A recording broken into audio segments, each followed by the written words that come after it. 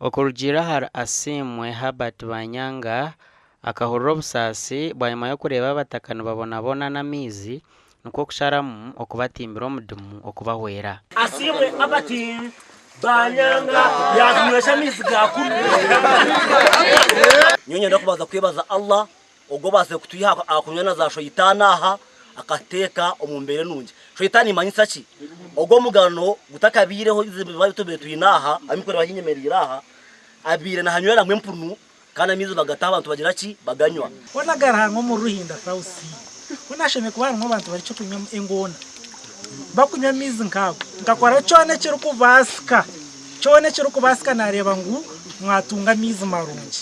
Omudimu gwombekirwe guza kwera byaro bibiri kandi harimo cya Rusheregenyi hamwe na Runyinya byone biri kushanga omugombora ya Mayanga aho abataka borekero kusima kwabo. Twarire tubire kabana bwira kiza abantu barusheregenyi biri twarira mizi gakona ebishunga yatahira tube twinamiza mabe munonga mbwe ntati twahika hakubona omugano ekyo nincho musimira munonga namwaye ko ruguru umugambira bariya ngo numure mwangere kuzayo konge kitwe twenda twagera ki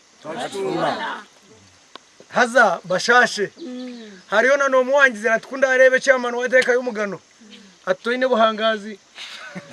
Asimwe Herbert Banyanga nashaba bazire abakira hakwigura mizaga okwejo niso kushomesa abana babo babana benda nyense yabo hamwe na nyense y'umwanya gwabo okuba nunji. Umuzire we na hawori ninye namutemwa mani mwongera umushomesa abana mubashomese muhande bunaku mushomesa abana nimanya mutaro sente taro kikonga muhande bunaku mushomesa abana. Ekya kabiri ninyenda basigaza bakiro bato abagira bataba mureke kurekerera bazire wabo ino muzira kirye nyuma yakwasire wakagira ataka kushembusya akagira yakusya kandi wawagize rahi wazo tagirota utamurekera.